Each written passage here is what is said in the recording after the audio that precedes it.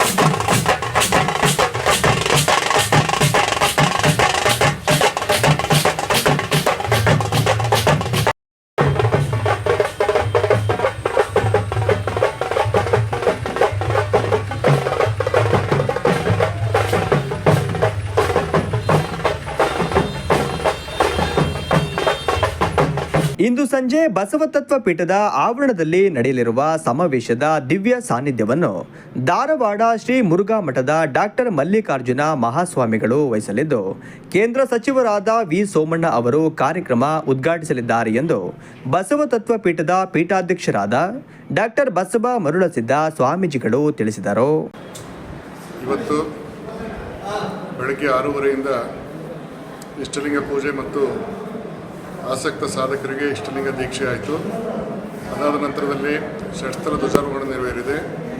ಆನಂತರ ಶ್ರೀ ಬಸವತತ್ವ ಪೀಠದ ಕರ್ತೃಗಳಾಗಿರ್ತಕ್ಕಂಥ ಪೂಜ್ಯ ಜಯಚಂದ್ರಶೇಖರ ಸ್ವಾಮಿಗಳವರ ಕರ್ತೃಗದ್ದಿಗೆಗೆ ವಿಶೇಷ ಪೂಜೆಯನ್ನು ಸಲ್ಲಿಸಲಾಯಿತು.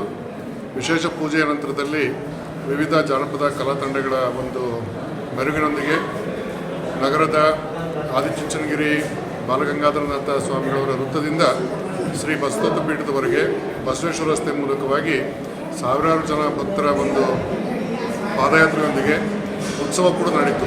ಉತ್ಸವದಲ್ಲಿ ವಿಶ್ವಗುರು ಬಸವಣ್ಣನವರು, ಚಂದ್ರಶೇಖರ ಸ್ವಾಮಿಗಳು ಮತ್ತು ಜಯಚಂದ್ರಶೇಖರ ಸ್ವಾಮಿಗಳವರ ಒಂದು ಚಿತ್ರಗಳನ್ನು ಮೆರವಣಿಗೆಯಲ್ಲಿ ಬಳಸಲಾಗಿತ್ತು. ಹೂವಿನ ಪಲ್ಲಕ್ಕಿಯ ಅಲಂಕಾರದೊಳಗೆ ಉತ್ಸವ ಭಾಳ ಅದ್ಭುತವಾದಂಥ ರೀತಿಯೊಳಗೆ ಕಂಗೊಳಿಸ್ತಾ ಇತ್ತು. ಆ ಉತ್ಸವವನ್ನು ಸಾವಿರಾರು ಜನ ಭಕ್ತರು ವಾದ್ಯಗಳ ಜೊತೆಯಲ್ಲಿ ನೃತ್ಯ ಮಾಡಿಕೊಳ್ತಾ ಅದರ ಒಂದು ಸೊಬಗನ್ನು ಅನುಭವಿಸ್ಕೊಳ್ತಾ ಶ್ರೀಮಠದವರೆಗೂ ಕೂಡ ಭಾಗವಹಿಸಿದ್ದು ಭಾಳ ವಿಶೇಷವಾಗಿತ್ತು ಅಂತೇಳಿ ಈ ಸಂದರ್ಭದಲ್ಲಿ ತಿಳಿಸೋದಕ್ಕೆ ಇಷ್ಟಪಡ್ತೇವೆ. ಅದೇ ರೀತಿ ಸದ್ಯ ಈಗ ಮಠದ ಆವರಣದೊಳಗೆ ಮಠದ ಸಭಾಂಗಣದಲ್ಲಿ ಶಿವಮೊಗ್ಗದ ಪ್ರತಿಷ್ಠಿತ ಕಣ್ಣಿನ ಆಸ್ಪತ್ರೆ ಆಗಿರ್ತಕ್ಕಂಥ ಆದರ್ಶ ಸೂಪರ್ ಸ್ಪೆಷಾಲಿಟಿ ಕಣ್ಣಿನ ಆಸ್ಪತ್ರೆಯ ವತಿಯಿಂದ ಉಚಿತ ಕಣ್ಣಿನ ತಪಾಸಣಾ ಶಿಬಿರನೂ ಕೂಡ ನಡೀತಾ ಇದೆ. ಇವತ್ತು ಮತ್ತು ನಾಳೆ 2 ದಿನಗಳ ಕಾಲ ಬೆಳಗಿಂದ ಸಂಜೆವರೆಗೂ ನಡೆಯುವಂಥ ಈ ಒಂದು ತಪಾಸಣಾ ಶಿಬಿರದ ಸದುಪಯೋಗವನ್ನು ಸದ್ಭಕ್ತರೆಲ್ಲರೂ ಕೂಡ ಪಡ್ಕೊಳ್ಬೇಕು ಅಂತೇಳಿ ಈ ಮೂಲಕವಾಗಿ ಸೂಚಿಸ್ತಾ ಇದ್ದೇವೆ. ಹಾಗೆಯೇ ಇವತ್ತು ಸಂಜೆ 5 ಗಂಟೆಯಿಂದ 6 ಗಂಟೆವರೆಗೆ ವಚನಗಳು, ಒಂದೇ ಮಾತರಂ ಮತ್ತು ನಾಡಗೀತೆಯ ಸಮೂಹ ಗಾಯನ ಇರುತ್ತೆ. ಅದಾದ ನಂತರ ಬೆಳವಾಡಿ ಬಸವೇಶ್ವರ ಭಜನಾ ಕಲಾ ಸಂಘದ ಒಂದು ಮಾರ್ಗದರ್ಶನದಲ್ಲಿ ಭಜನೆ ಕಾರ್ಯಕ್ರಮ ಇರುತ್ತೆ. 6:30ರಿಂದ ಸಭಾ ಕಾರ್ಯಕ್ರಮ ಪ್ರಾರಂಭ ಆಗುತ್ತೆ. ಬಸವತತ್ವ ಪ್ರಚಾರಕ್ಕೆ ಬಸವತತ್ವ ಪೀಠದ ಕೊಡುಗೆ ಏನು ಅನ್ನೋ ವಿಷಯದ ಕುರಿತಾಗಿ ಆ ಸಭೆಯಲ್ಲಿ ಚರ್ಚೆಗಳು ನಡೀತವೆ. ಮತ್ತು ವಿವಿಧ ಕಲಾ ತಂಡಗಳಿಂದ ನೃತ್ಯಗಳು ಪ್ರದರ್ಶನ ಆಗ್ತಾ ಇದ್ದಾವೆ. ಹಾಗೆಯೇ ಸವಿತಕ್ಕ ಅಂತೇಳಿ ಜನಪದ ಪ್ರಸಿದ್ಧ ಗಾಯಕಿ, ಅಂತಾರಾಷ್ಟ್ರೀಯ ಖ್ಯಾತಿಯನ್ನು ಹೊಂದಿರತಕ್ಕಂಥ ಸವಿತಕ್ಕನ ಒಂದು ಬ್ಯಾಂಡ್ ಬಂದು ವಚನ ಮತ್ತು ಜನಪದ ವೈಭವವನ್ನು ನಡೆಸಿಕೊಡ್ತಾ ಇದ್ದಾರೆ, ಗಾಯನ ವೈಭವವನ್ನು ನಡೆಸಿಕೊಡ್ತಾ ಇದ್ದಾರೆ.